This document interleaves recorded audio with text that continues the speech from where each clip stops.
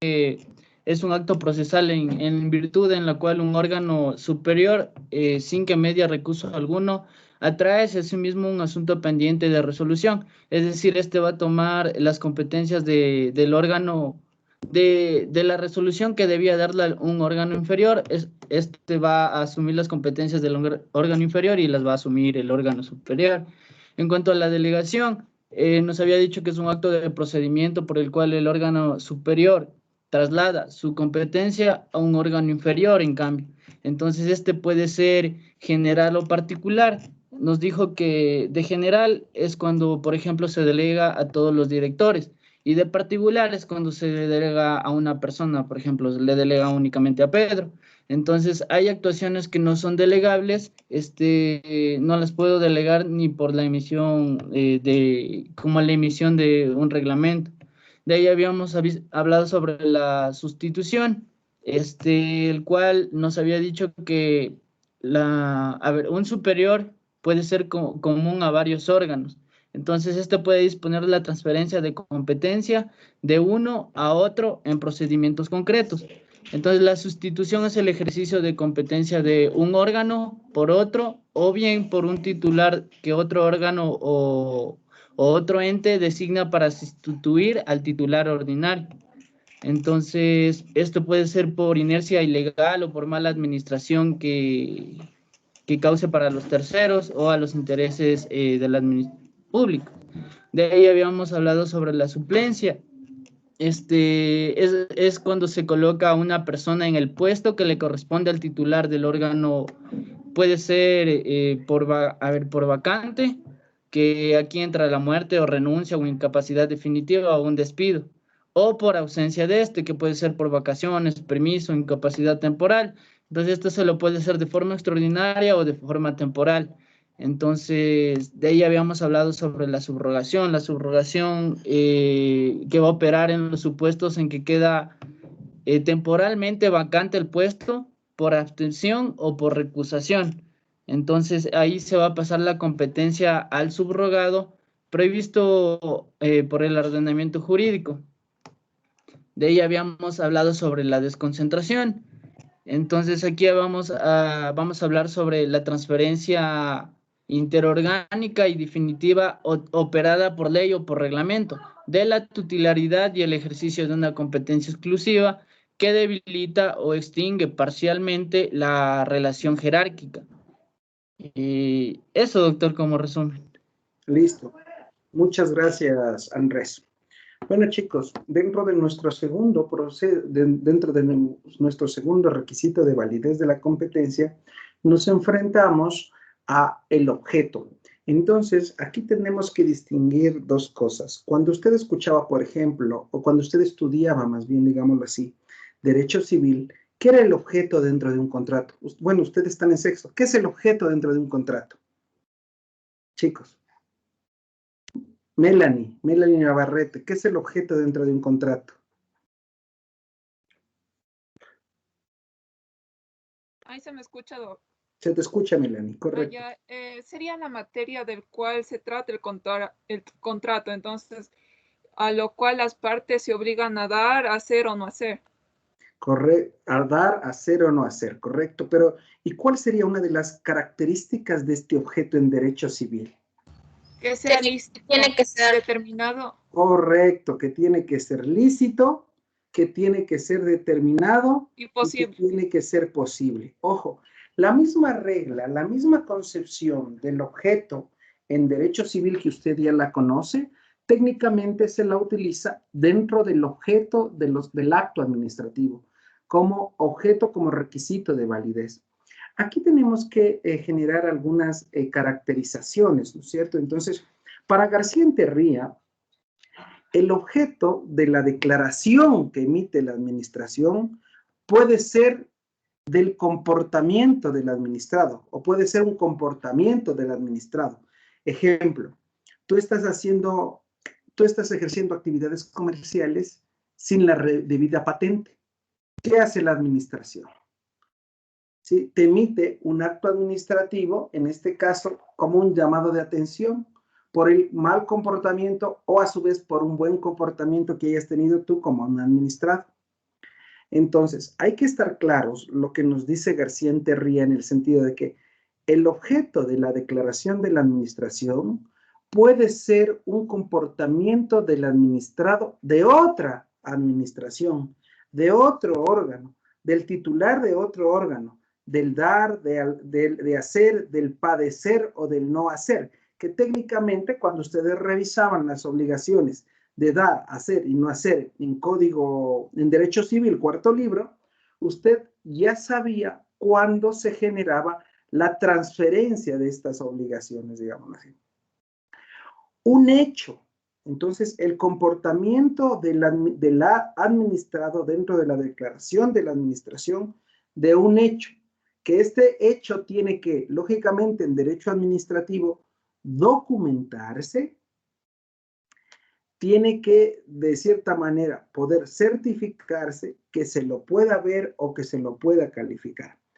De un bien, este bien en derecho administrativo puede ser un bien fungible, como es el dinero, una declaración, una liquidación de deudas o de cantidad, o un infungible que la acción, por ejemplo, que se expropia, las calificaciones urbanísticas, la determinación predial, por ejemplo, en la ciudad de Quito, existe urbano, urbano 1, urbano 2, rural marginal, residencial 2, residencial 1 y catalogación industrial. Por ejemplo, cuando te emiten estos permisos de uso de suelo, automáticamente hay un objeto determinado, ¿sí?, lícito, sobre el cual se genera la acción.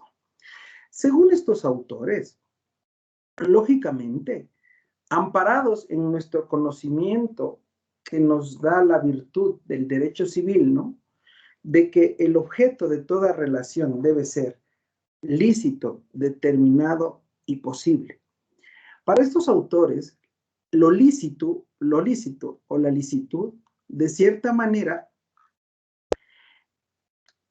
excluye no solo lo no autorizado por la ley, en virtud del principio de legalidad que ya conocemos de lo que se trata, sino aún dentro del ámbito habilitado, la materia especialmente protegida, los derechos reconocidos en la Constitución, la dignidad de la persona, etcétera, etcétera.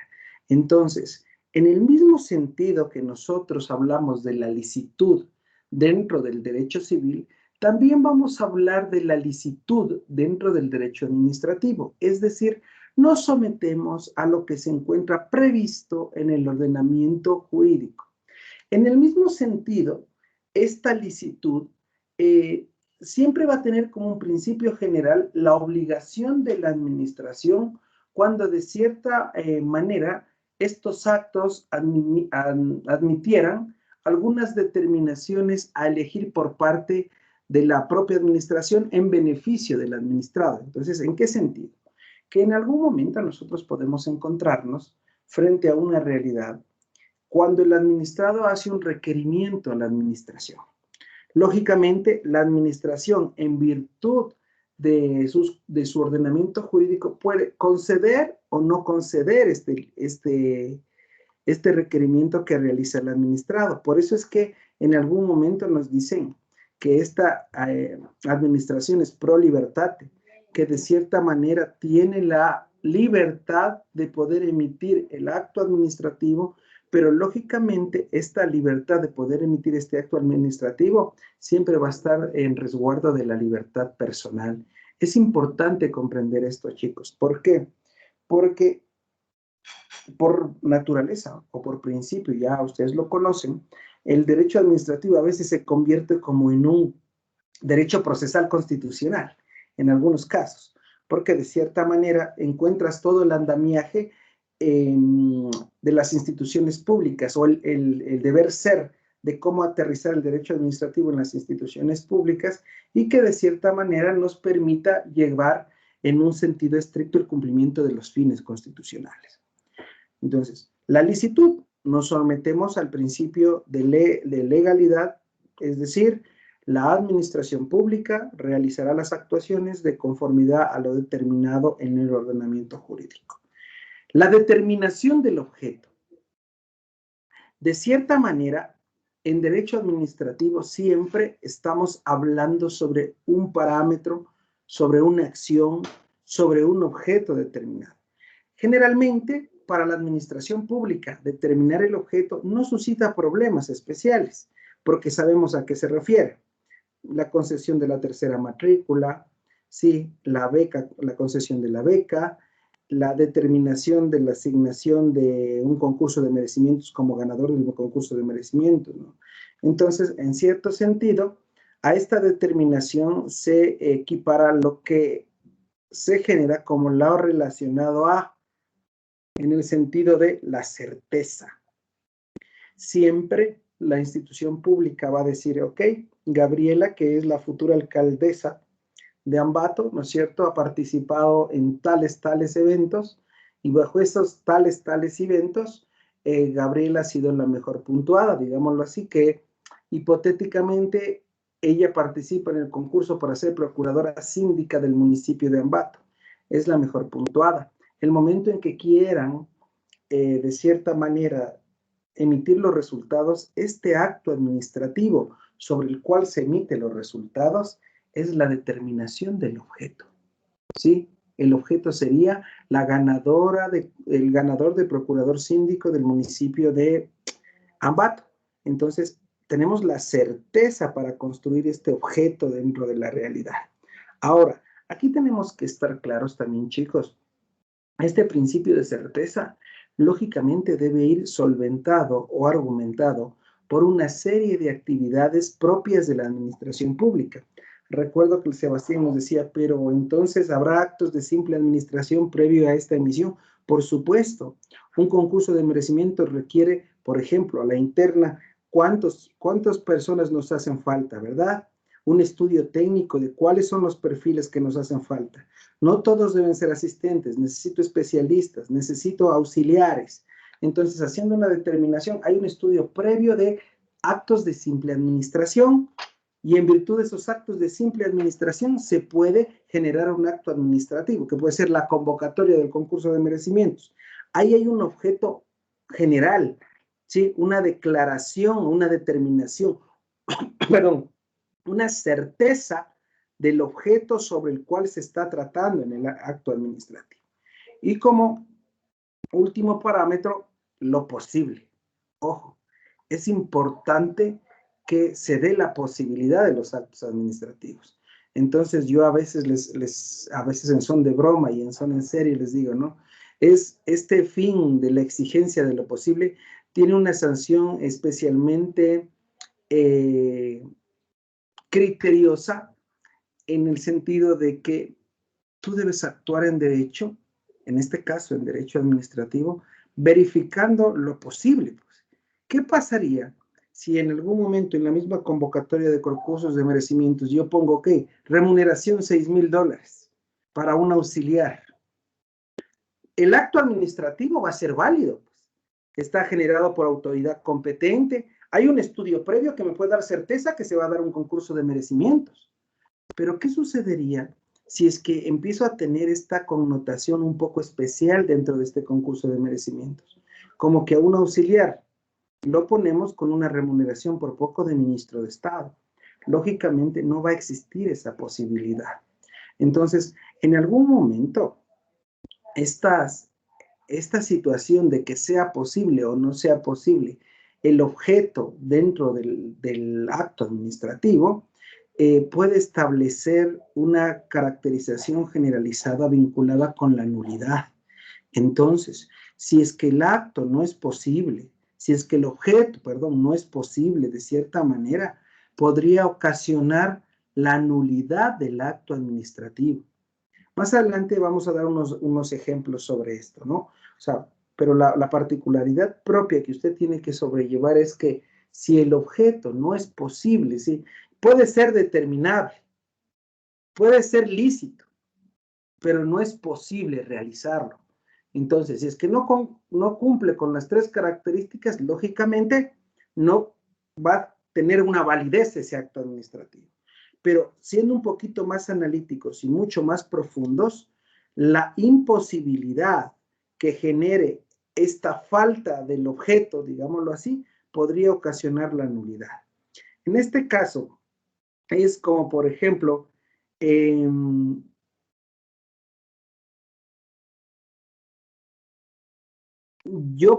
digamos que yo soy, que los profesores emitimos actos administrativos, les pongo, ¿no? Para promover a los estudiantes. Les pongo como ejemplo, ¿no? Entonces yo tendría que sacar una resolución como funcionario público diciéndole, Gabriela, Lisette, Heidi, Miguel, Lisbeth, Dayana, ¿sí?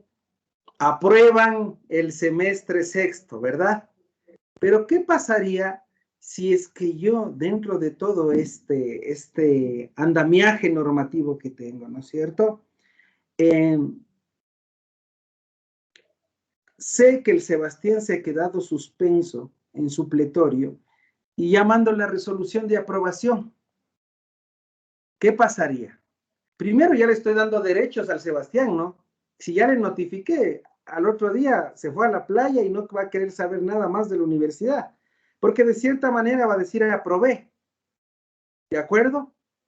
Pero ¿qué pasaría si es que yo sobre este objeto ya me resulta imposible este objeto? Yo no podía haber emitido un acto administrativo promocionándolo al Sebastián el siguiente semestre porque sabía que el Sebastián estaba suspenso, que ni siquiera alcanzó el puntaje mínimo para acceder al supletorio. ¿Te imaginas? Entonces, bajo esa misma estructura, y a veces les pido disculpas por los ejemplos, pero necesitamos tratar de entender. Bajo esa misma estructura, chicos, resulta una grave forma de ejercicio el generar actos que a veces son totalmente imposibles. Entonces el Luis me va a decir, pero profe, ¿cómo lo hace pasar a Sebastián si nunca vino a clases? ¿Verdad? Y además solo dio un trabajo y a los otros no acudió, para que te des cuenta del fenómeno primero social que está generando. Pero independientemente de ese comentario, te vas a dar cuenta que el acto era lícito, lo emitió la autoridad correspondiente sobre el objeto. El acto era determinado. Existe la determinación clara de la promoción del año, digámoslo así. Pero ¿era posible que se dé el acto? No era posible. Entonces, ojo, si te das cuenta, esta posibilidad, el tercer elemento, te puede llegar o te puede obligar a causar la nulidad. Lógicamente, si yo no le notificaba al Miguel, yo podría, como de cierta manera, convalidar el error y subsanar esa inconsistencia. Pero si yo ya le notifico al Miguel con esta resolución de la administración, automáticamente recuerdan las características del acto administrativo, automáticamente le va a generar estabilidad después de la notificación. Y eso, si bien es cierto, yo podría revocar el acto administrativo, pero de cierta manera ya está generando derechos sobre el administrado. Dime, Miguel. Buenos días, doctor. Sí, justamente. Hola, buenas tardes, perdón. La pregunta se basaba en lo que acabo de mencionar sobre la ejecutividad que usted nos mencionó del acto administrativo. Y en ese caso, supongamos, ¿qué se procedería a hacer? Porque usted me está constituyendo mis derechos como administrado, perdón, como función, como administración, y yo como administrado estoy en goce de mis derechos. Y si usted ya... ¿usted puede pedir la nulidad de oficio como administración pública de ese acto administrativo? Recuerdas que yo podría revocar el acto administrativo, pero lógicamente bajo este criterio ya te estoy afectando tus derechos y ya existió una notificación, una ejecutividad, ¿no es cierto? Como tú mismo lo expones. Pero hay que ser lógicos también. Entonces yo siempre les digo, vean mucho más allá. Tomemos el ejemplo de que ya ha sido promovido a séptimo el Miguel, ¿no es cierto? Ya. Y resulta que cuando ya está en décimo tiene que sacar el reporte de sus calificaciones con el desagregado individual de sus calificaciones. Y resulta que ya está en décimo y le aparece, ¿no? Derecho administrativo, docente Francisco Hernández. Tiene la resolución de promoción, pero en sus notas no alcanza el 7 mínimo. ¿Te das cuenta lo que puede ocurrir?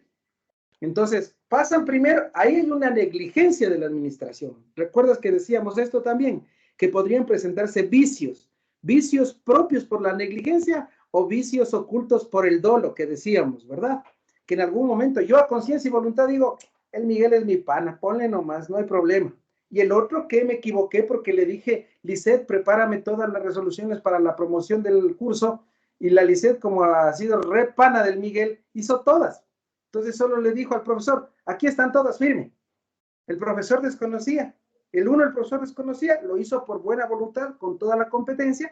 En el otro, lo hizo por su propia voluntad, bajo un vicio del consentimiento, ¿de acuerdo? Con una aparición de dolo. Entonces, ¿qué se podría hacer? Si se presentara el caso, automáticamente la administración debería revocar el acto y mea culpa notificar en seguidilla, yo diría, al administrado. Y lógicamente, ser consciente, si mi caso sería, yo le llamaría al administrado a mi oficina y de cierta manera lo que diría es, mira, hubo este error, si bien es cierto te notificamos, pero vamos a revocarte porque tú eres muy consciente de que no aprobaste el año. Entonces, te emitiremos la resolución correspondiente siempre y cuando cumplas con los parámetros establecidos en el ordenamiento. Eso es lo que se debería hacer, Miguel. Pero se han dado casos. Yo, miren, ahorita estoy con un proceso y les cuento cómo, porque así se aprende también derecho, ¿no?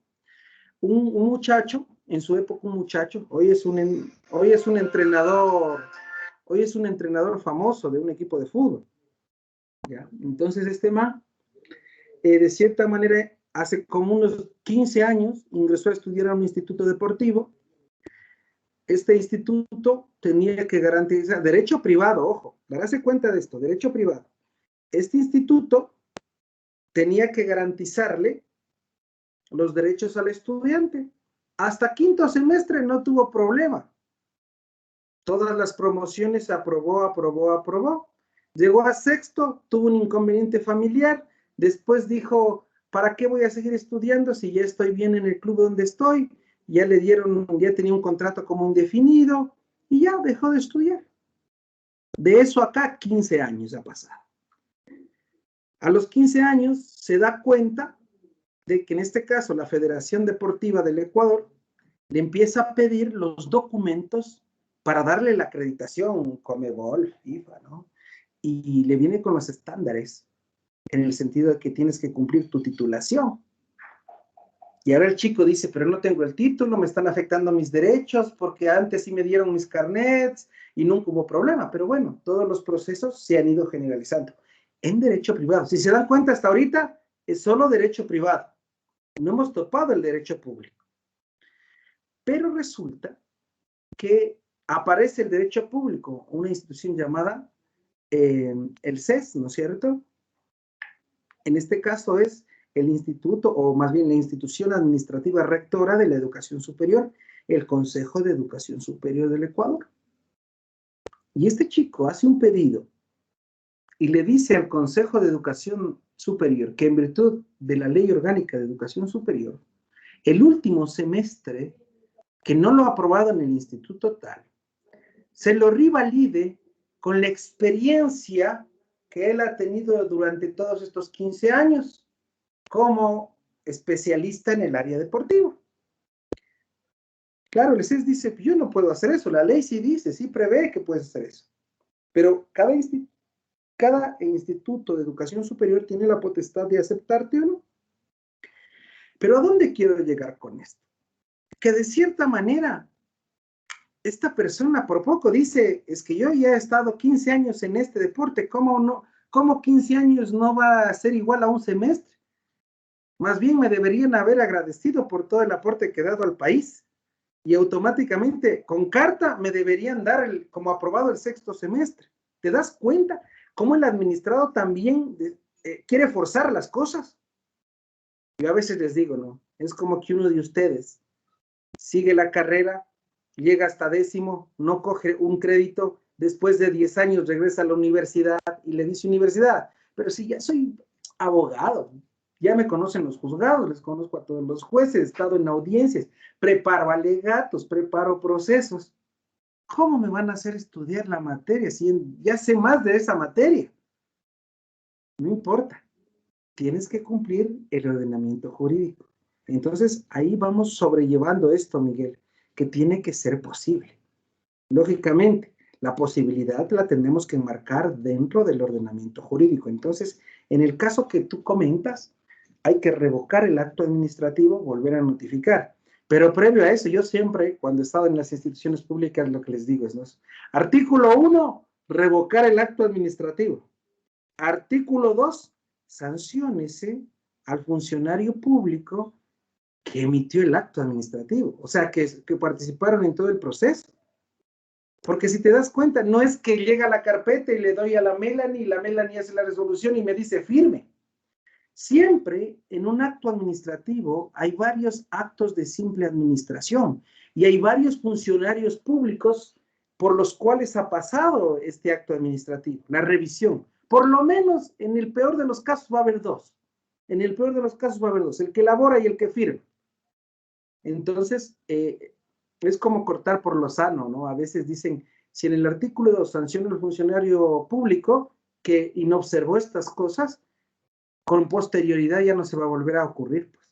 Ya van a ser más prolijos en la revisión, ya de cierta manera van a garantizar que el cumplimiento dentro del ordenamiento jurídico se dé de manera adecuada. Eso se podría hacer. Natalie, te escucho. Buenas tardes, Natalie. Buenas tardes, doctor. Una pregunta. En un órgano colegiado, digamos, estas personas que integran el órgano colegiado aprueban un acto administrativo ilegal, pero en base a informes jurídicos, informes técnicos. Las personas que elaboran estos informes jurídicos y técnicos tienen responsabilidad, porque estos informes en sí no son vinculantes, porque al final la decisión son de las personas que integran el órgano colegiado. Sí, pero recordemos que en derecho público nosotros nos solventamos sobre un principio de solidaridad. A pesar de que sea un órgano colegiado, siempre hay una máxima autoridad que lo dirige, primero. Segundo, lógicamente, la proporcionalidad de la responsabilidad va a ser mayor, Natalie, para quienes han emitido el informe técnico. Pero hay algo que me llama mucho la atención en lo que tú manifiestas. Me dices, es un informe ilegal. ¿Por qué es ilegal? ¿Cómo se demuestra esa ilegalidad, Natalia? No, es un acto administrativo. Decía, el acto administrativo que aprobaron estos integrantes del órgano colegiado es ilegal. Por ejemplo, en Calderón habían aprobado un acto administrativo en donde eliminan una partida presupuestaria para pagarle a un vocal. Entonces luego el juez declara que es ilegal, pero no establecen responsabilidad para los funcionarios que elaboraron el informe, porque ese informe al final dicen que no era vinculante. Ojo, porque el juez no determina responsabilidades. El juez solo decide sobre la ilegalidad o no del acto. Lo que debía haber hecho, bueno, ya me pones en el enfoque, ¿no? En este caso, lo que debía haber hecho la Junta Parroquial es solicitar un informe, un examen especial a ese proceso, para que a su vez Contraloría determine la responsabilidad, civiles, penales, pecuniarias, las que sean. Entonces, eso sería pertinente ahí, Natalie. El juez no va a decidir si tienen responsabilidad los otros. No es un proceso penal, ojo. No es un proceso penal, es un proceso administrativo. Si yo le digo al juez que analice si es legal o ilegal el acto, va a decir es legal o ilegal el acto. ¿Fue emitido conforme al ordenamiento jurídico o no fue emitido conforme al ordenamiento jurídico? Mientras tanto, de cierta manera, hay otros caminos para determinar las responsabilidades, Natalia. Ya está, gracias. Listo. Entonces, chicos, bajo este contexto de la licitud, la determinación y la posibilidad, también tenemos nosotros a nuestro tratadista, yo como le digo, es el tratadista contemporáneo, ya no tan contemporáneo, digámoslo así, que siempre ha servido como base para el derecho administrativo, que es Dromi dentro de nuestra Latinoamérica, digámoslo así, ¿no? Y Dromi nos dice que el objeto del acto administrativo es la materia o contenido sobre el cual se decide, se certifica, se valora u opina. El objeto tiene que ser cierto, claro, preciso y posible. Y este posible dice que debe ser posible física y jurídicamente. Entonces, a esta posibilidad ya le da un tinte mucho más formal, ¿no? Porque posible física puede haber N situaciones que podemos resolverla. Pero si es posible física y jurídicamente, no debemos vulnerar de cierta manera el ordenamiento jurídico. Recordemos así también que el acto administrativo debe decidir, certificar o registrar todas las cuestiones propuestas en el curso del procedimiento. Entonces, nuevamente nos volvemos a trasladar a nuestra serie de actos de simple administración que se generan dentro de la administración pública para emitir un acto administrativo. Entonces, al tener un acto administrativo que debe ser cierto, claro, preciso y posible, de cierta manera, ya revisaron eso previo a emitir la actuación de la administración. Entonces, por eso yo a veces les digo, a veces damos muchas vueltas sobre algo que parece sencillo, pero ya en la práctica nos centramos en algunas consideraciones que el funcionario público tradicional, que no es abogado, ni siquiera las analiza. Nosotros los abogados somos los que vamos a una reunión en derecho en una institución pública y hablamos de la posibilidad, la determinación. Ellos dicen, es que el objeto es el objeto y punto. Nosotros somos los que descomponemos, dándole un criterio un poco más analítico al objeto, ¿no? Pero de cierta manera tenemos que estar muy claros en esta determinación.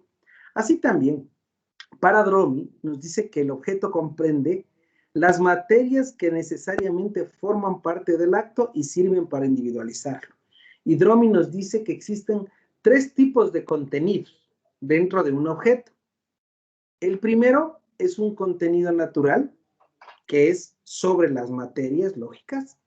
El segundo es un contenido implícito, que son sobre las cuestiones mandadas a contener por el imperio de la ley. Se entiende que en el ordenamiento jurídico ya consta.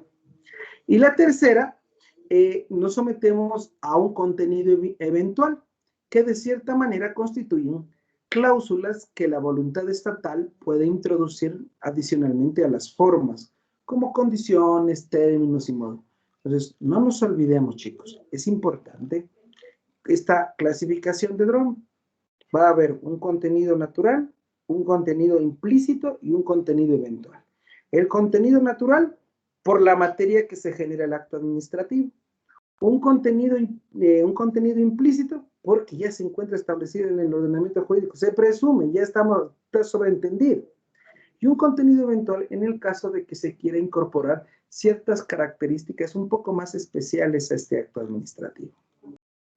Entonces, es importante comprender que cuando se habla de requisitos relacionados con lo lícito, con lo cierto y con lo determinado, el objeto no debe ser prohibido por el orden normativo.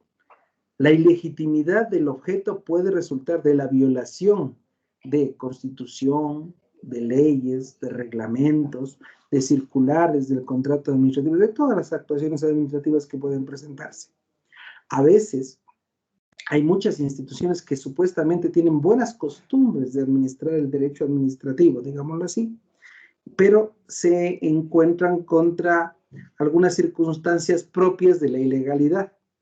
Cuando, por ejemplo, se han reformado algunas normas y tú ya tienes funcionarios públicos de años, tú llegas a una institución pública y dices, no, pero en la ley de optimización de trámites administrativos dice, ahí puede decir lo que quiera, te dice. Aquí el proceso 10 años se lo lleva de esta manera. Ojo, contra eso también se debe luchar dentro del sistema como derecho administrativo. Entonces, bajo este criterio, el objeto, como le digo, no debe ser contrario al ordenamiento jurídico. La relación de la validez del objeto tiene que ser vinculado a todo acto jurídico, la validez del objeto, todo acto jurídico, que de cierta manera, en este caso, al referirnos a la validez, también la de la administración pública, tiene que estar solventado en los valores axiológicos o en estos parámetros axiológicos, vinculados con la ética, la moral. De cierta manera constituye un principio general del derecho, esta axiología dentro de la validez de los actos. De modo que cuando una institución emite un acto administrativo, automáticamente nos sometamos o presumamos de que este acto administrativo a su vez tiene validez jurídica, se lo emitió con ética y se lo emitió con moral. En torno a las buenas costumbres, la buena fe y el acto no se encuentra viciado. Además, este acto administrativo no tiene que causar discordia entre lo que se encuentra arreglado y las normas que se han tenido determinadas para el efecto. Por ejemplo, yo quiero imponer una sanción a un funcionario público porque de cierta manera ha cometido algunos incumplimientos. Para mi criterio ha cometido algunos incumplimientos. Entonces llega el Jordan, ¿no? Llega y dice, por favor, necesito que se le sancione a Francisco Hernández porque estaba subiendo en el ascensor y me viró los ojos. Sí, y cuando me viró los ojos, ya, eso es una sanción. Yo necesito que lo sancione.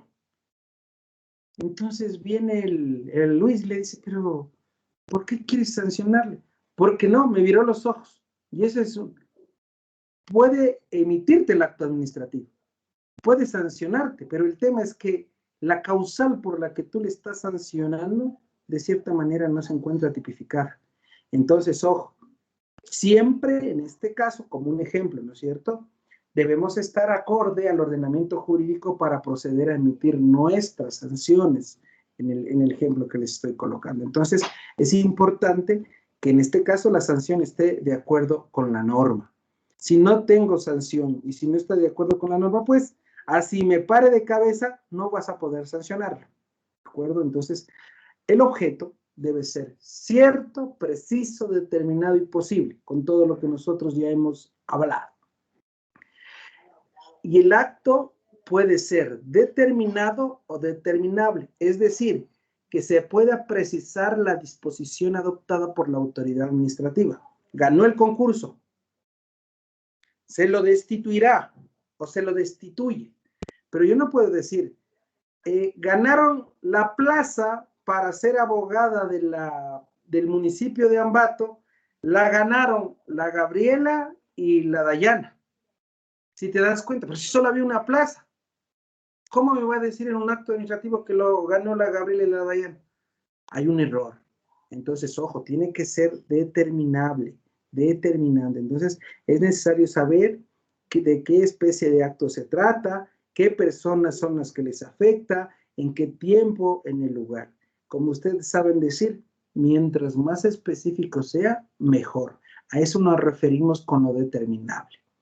Y bajo este criterio, también se organiza o se comenta la precisión de la certeza físico-jurídica. Tenemos que estar claros que si ganó el concurso, lógicamente existirán muchos procedimientos administrativos internos donde se demuestre que ganó el concurso. A veces yo siempre les digo hagan un ejercicio, ¿no? Lógicamente no va a pasar. Si tienen por ahí algún familiar funcionario público, pregúntenle, ¿y cómo ingresaste? Y ganaste el concurso, ¿y qué presentaste para el concurso? Entonces dicen, la carpeta. Hace años no pasaba esto, ¿no? Hoy hay un procedimiento administrativo mucho más organizado dentro de las instituciones públicas. Hace años decían, es que llamó tal, y ya le dieron el nombramiento. ¿Dónde está toda la base de todos aquellos actos de simple administración? Eso era hace años. Sí, pero ahora ya hay un derecho administrativo un poco más armado, mucho más normado. Y bajo este criterio de lo posible, tenemos que hablar de la imposibilidad de un hecho que generalmente puede presentarse. Sí, ya les ponía, ¿no?, el ejemplo de la promoción del SEBAS al siguiente paralelo, al siguiente semestre, sin haber rendido los exámenes. Entonces, de cierta manera, no ha cumplido los protocolos. Es imposible que él sea propiciado. Entonces, sea promovido, digámoslo así. Entonces, Dromi nos habla y nos manifiesta de que pueden existir actos absurdos de la administración pública y pueden existir actos imposibles de hechos. ¿Cuáles son los actos absurdos? Aquellos que no sean imposibles de hecho. Por ejemplo, un acto que niega la vista de un expediente a un administrado sancionado. Sí, llega atrasada la Gaby 5 días a la oficina. Por el atraso le siguen un procedimiento administrativo. Le comentan nomás que le van a seguir un procedimiento administrativo, después ya le notifican. Pero le notifican con un mail y le dicen, usted va a ser sancionada por llegar atrasada. Lógicamente la Gaby tiene todo su derecho de ir a talento humano y decir, por favor, ¿me puede dar copias de todo el expediente para ver cómo están sustentando? a veces se convierte en un acto absurdo, ojo, en un acto absurdo, que se le niegue a la Gaby el revisar el expediente de su expediente por el cual le van a sancionar. O que se le confiera, listo Gaby, le notifico hoy y tiene 30 minutos para defenderse. Mira, esos son actos absurdos, ¿verdad? Se entendería, estoy dándole el legítimo derecho a la defensa. Sí, pero no me vas a dar 10 minutos para defenderme. Es imposible. Entonces, hay veces en que estos actos también tienen que garantizar la respuesta en torno a la legítima defensa. Cuando no se garantiza esto, como yo les digo, dentro del parámetro de la posibilidad del objeto, se presentan los actos absurdos como el que acabo de mencionarles. Y también se presentan los actos imposibles de hechos, que no son absurdos, como por ejemplo, es llamado a un concurso de compras públicas, a una licitación o a una menor cuantía, para la provisión de materiales que se ha dejado de fabricar. Entonces dice la Gaby, yo soy la responsable de compras públicas de la institución, vamos a pedir que posiblemente pupitres metálicos. ¿Sí? ¿Se acuerdan de los pupitres metálicos que tenían en sus establecimientos educativos secundarios? Esos individuales, ¿no es cierto? Pesadísimos. Ya esos ya no se compran, ahora son con estructura ergonómica, en plástico ni sé cuánto, bio ni sé qué. Entonces, bajo ese criterio, la Gaby dice, llegué a ser ministra de Educación, soy la coordinadora zonal de la zona 3 de Educación. La Gaby quiere comprar los pupitres metálicos. Hace una licitación para comprar 1 millón de pupitres metálicos. Entonces, en algún momento, este es un acto imposible. De hecho, ya aparece el Foro por la Educación por un lado y le dice, estoy en contra de la coordinadora zonal. ¿Por qué? Porque el pupitre metálico vale $20 primero, ya no se está utilizando. Eso se afecta a la espalda, que ni sé qué. Los exámenes socios de los estudiantes que ya ahorita son abogados de hace 20 años, tienen inconvenientes con su médula, ejemplo. Por eso cambiamos a los otros. Estos son actos imposibles de hecho. Estoy comprando algo que ya no se produce, pero lo sigo realizando dentro de la actividad. Entonces, pongamos el ejemplo de los pupitres. ¿Tiene competencia la Gaby para emitir este acto? Sí. ¿El acto es lícito? Por supuesto que es lícito. ¿El acto es determinado? Es determinado. Voy a comprar los pupitres. ¿El acto es posible? Aquí viene la incertidumbre, porque está comprando los pupitres que ya no se fabrican. ¿Es posible? Sí puede ser posible, pero el tema es que me resulta un acto imposible de hecho, porque ya no están produciendo, ya el acero está escaso, ejemplo. Entonces, bajo este criterio, usted tiene que estar claro que vamos a tener actos absurdos y actos imposibles de hecho. Y estos actos imposibles de hecho van a dividirse, ¿sí?, en 3 características. Aquellos actos imposibles de hecho de sustrato personal, aquellos actos imposibles de hecho de sustrato material y aquellos actos imposibles de hecho de sustrato jurídico. ¿Y a qué me refiero con esto? Cuando hay imposibilidad de hecho de sustrato personal, por ejemplo, un tal Francisco Hernández ya falleció hace 5 años. Entonces la Gaby, siendo alcaldesa de Ambato, ¿cierto?, le emite en el 2021, el 17 de febrero, un nombramiento a favor de Francisco Hernández. ¿Cómo va a emitir un nombramiento a favor de Francisco Hernández de una persona fallecida? Entonces, ese es una imposibilidad del hecho de sustrato personal. No se puede ejecutar, es imposible. La Gaby tiene la competencia para emitir los nombramientos, pero es imposible que genere un nombramiento de hecho contra una persona que ya es fallecida, a favor de una persona que ya es fallecida. Segundo, el sustrato material. Si la cosa a la que se refiere el acto por parte de la administración pública ya no existe, ha desaparecido. Voy a donarte, Miguel, los 300 pupitres metálicos. Feliz el Miguel, ¿no? Llega a su organización que quería los pupitres y le dice, me donaron ya los 300 pupitres metálicos.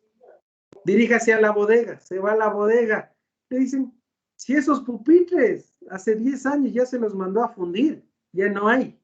Si te das cuenta, hay un sustrato, en este caso material.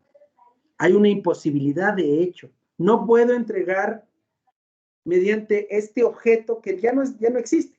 En el texto puede haber, sí, pero en la parte material ya no existe. Y como último, el sustrato jurídico. De cierta manera, en el ejemplo que habíamos puesto, ¿no? Que me sancionen por algo que ya no está contemplado en la ley, que quizás en la última ley sí estaba, pero en la reforma ya no.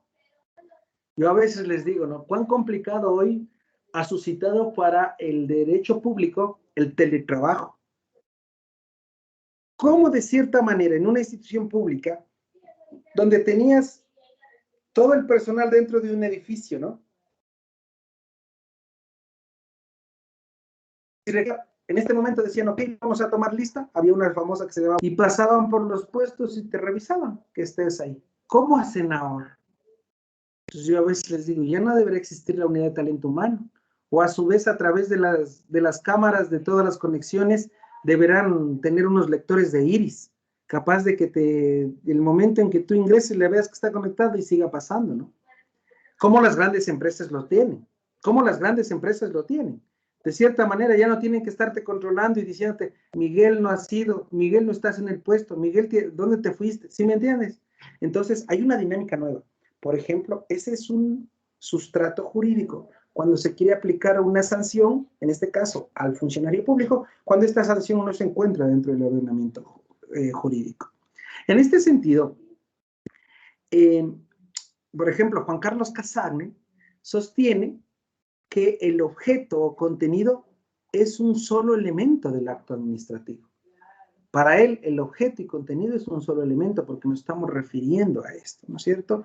Y de cierta forma nos dice que este objeto y este contenido tiene que estar regido a través del ordenamiento jurídico y, lógicamente, bajo el principio de legitimidad del acto. Es importante este principio de legitimidad del acto en torno a las actuaciones que se vayan suscitando. Pero así como también tenemos un objeto lícito, determinado, posible, también dentro de este objeto pueden presentarse vicios del consentimiento, vicios del objeto. Por ahí, hace como un par de meses nomás estuve en un examen de Contraloría sobre una donación que se había hecho a X fundación de X institución, no les voy a dar nombres. Y de cierta manera, obviaron seguir todo el procedimiento administrativo determinado en la ley para la donación. O sea, vino la Natalie y me dijo, ¿sabe qué? Yo necesito para la Junta Parroquial de Calderón una donación de tal edificio y con tales materiales. Entonces, como me caía bien la Natalie, le puse en el oficio, favor, aprobado, la respuesta el día de mañana. Gracias. Le llamo a la Natalie, le tomo una foto, le digo, Natalie, ya está autorizado, lista tu donación. Entonces, bajo ese criterio, se presenta el escenario en que la actuación de la administración sí es efectiva, pero el accionar propio, en este caso, de una donación, ya no es el efectivo, porque de cierta manera se está vulnerando o se está obviando procesos. Entonces, también, dentro del objeto, podríamos hablar que este objeto también tiene vicios. Y estos vicios pueden estar presentes de múltiples maneras. Generalmente son 6. Agustín Gordillo los divide como 6. El primero, por estar prohibido por la ley. Ya existe un vicio. De manera expresa, está prohibido por la ley. En segundo lugar, por no ser el objeto determinado por la ley para el caso concreto, o ser un objeto que no se encuentre determinado de conformidad a cómo se haya determinado en el ordenamiento jurídico. Es decir, no existe una determinación propia del objeto. Pues yo les decía, ok, Natalie, usted va a ser la presidenta de la junta parroquial porque es la más votada, ¿verdad? Y dice, perfecto. Ya le dan el nombramiento a la Natalie. Y resulta que no es la más votada. El nombramiento tiene su validez, pero no es la más votada. Entonces, lógicamente, también puede ser contrario a una determinación expresa que no se haya demostrado. En tercer lugar, hablamos por ser impreciso u oscuro el objeto. En cuarto lugar, por ser imposible de hecho. Ya mencionamos. ¿Cuándo es imposible de hecho? Recuerden, sustrato personal, sustrato material y sustrato jurídico. Cuando no existe, le quiero sustrato personal, le entrego el nombramiento, no ha vivido, ya ha estado muerto. Sustrato material, le regalo los pupitres, ya no hay los pupitres. Y sustrato normativo, le sanciono cuando ese tipo de actividades que está haciendo ya no está contemplado como una sanción. Entonces, también es un vicio cuando, de cierta manera, por ser imposible de hecho. Miren, ya lo consideran, si existe una imposibilidad de hecho, de lo que mencionaba Dromi, ya se lo considera acá como un vicio, porque sabías que no había los pupitres, porque sabías que estaba muerto, porque sabías que ya no existía en el ordenamiento jurídico, ¿de acuerdo? En quinto lugar, por ser irrazonable, porque no tiene criterio el objeto para formar parte de un acto administrativo, por ser irrazonable, ilógico, absurdo. Y la última, en sexto lugar, hablamos por ser inmoral y no ético, contrario a todos esos parámetros axiológicos. Y sobre el objeto, en nuestro Código Orgánico Administrativo, vamos a encontrarlo como un requisito de validez del acto administrativo, lógicamente en el artículo 99, ¿sí? Donde se contempla que el objeto es un requisito de validez del acto administrativo, y además el artículo 105, numeral 5, nos dice que se podrá presentar la nulidad del acto administrativo cuando se generen actuaciones imposibles. Entonces yo le digo, ok, Natalie, te has ganado un ticket para irte a la luna y el gobierno te patrocina y te doy una resolución de un acto administrativo. ¿Te pondrías feliz, Natalie? Yo creo que sí. Pero feliz ¿cómo? Enmarcando tu resolución, porque de ahí irte a la luna es totalmente imposible. ¿Estamos claros? A veces les digo, chicos, perdónenme los ejemplos, pero es como lo vamos a decir. Lógicamente, en la práctica, en el derecho, no vas a tener tan extremos los ejemplos, pero a veces el derecho administrativo es muy frío. Entonces, me toca explicarles con este tipo de ejemplos para poder comprenderlo de mejor manera. Sí, porque yo fui estudiante de Derecho de la Universidad Central y estudié también en otras universidades la misma parametrización en torno al derecho público, y créanme que el derecho administrativo es tan frío y a veces no les gusta a los estudiantes del derecho administrativo por esto, porque quizás me hablan solo de administración y administrado, me hablan de memos, de circulares, de actuaciones y de prerrogativas, pero no de la parte práctica. Y me parece muy acertado, por ejemplo, el ejemplo de la Natalie, que me habla de un órgano colegiado como es la Junta Parroquial, ¿verdad? Toman las decisiones, de cierta manera, con el voto dirimente, toman una decisión absurda, que es eliminar una partida presupuestaria. Sí, pero eso tiene que existir un análisis previo, un análisis técnico, porque si no, ya no te van a devolver la plata. No es que porque la Natalie me cayó mal, voy a suprimirle la partida y le digo gracias. Después quiero que me den otra partida presupuestaria para ese puesto y me van a decir, pero usted ya suprimió, ya no le puedo entregar otra. Si antes eran 5, hoy se quedaron los 4. Esa fue la decisión que usted ha tomado. Entonces, ojo, hay que tener mucho criterio en torno al objeto sobre el cual se está hablando dentro del derecho administrativo. Y recordemos que las actuaciones administrativas van a tener sus impactos en administrados, ya sea una persona natural, ya sea una persona jurídica, o también puede ser la propia administración actuando como administrada. Por ejemplo, cuando se generan las expropiaciones, el MAGAB expropia, el Ministerio de Transporte expropia. pero el trámite tiene que hacerse la legalización en cada uno de los cantones. Entonces, el Ministerio de Transporte tiene que esperar que el municipio tenga la voluntad en el orden que le ha tocado, de cierta manera, para realizar el trámite de la expropiación. Ojo, entonces ahí también el propio ejecutivo, en este caso, también actúa como administrado. No sé si tenemos alguna pregunta en torno al objeto. A veces redundamos mucho, como les digo. Empezamos nuestra clase hablando, ¿no?, del derecho civil. ¿Qué es el objeto? No nos perdimos. Pero ahorita estamos dando una pauta un poquito más expresa dentro de lo que corresponde al derecho público y derecho administrativo, ubicando al objeto con un parámetro propio de licitud, de determinación y sobre todo de posibilidad. Porque a veces le dicen, no, tranquilo, no te preocupes, yo ya te ayudo. Pero es imposible hacerlo. Entonces hay veces, ¿no?, que te llaman, y ya siendo alcalde, la Heidi o la Dayana o la Natalie, ¿no?, les llaman, Natalie, date una mano, ayúdame a entrar. Yo puedo ahí servirte de lo que sea, no te preocupes, dame trabajito, le dice. Entonces, como el político siempre es político, dice, ya, Natalie, no te preocupes, mándame la carpeta. Yo ya te mando con el de responsable de talento humano. Pero no sabes que para ingresar al sector público hay un concurso previo. Entonces, lo lógico sería, Natalie, cuando esté todo bien, yo te mandaré el link para que participes en el concurso. Y si eres la mejor puntuada, pues bienvenida. Seguimos haciendo un equipo. Pero no funciona así. Entonces, en algún momento tenemos que tratar de lograr hacer eso. Eso, chicos, hasta ahí vamos a llegar el día de hoy. De antemano, muchas gracias por la atención brindada. Un buen provecho y estamos comentándonos. Bueno, pero de aquí nosotros nos vemos con ustedes el día lunes, ¿no? El día lunes vamos a revisar nuestro siguiente elemento, que es la finalidad la finalidad del acto administrativo. ¿De acuerdo? Eso, chicos, un abrazo grande. Cuídense mucho. Espero se encuentren muy bien en casa. Buenas tardes. Gracias. Chao. Adriana, no se ha enfermado de la gripe.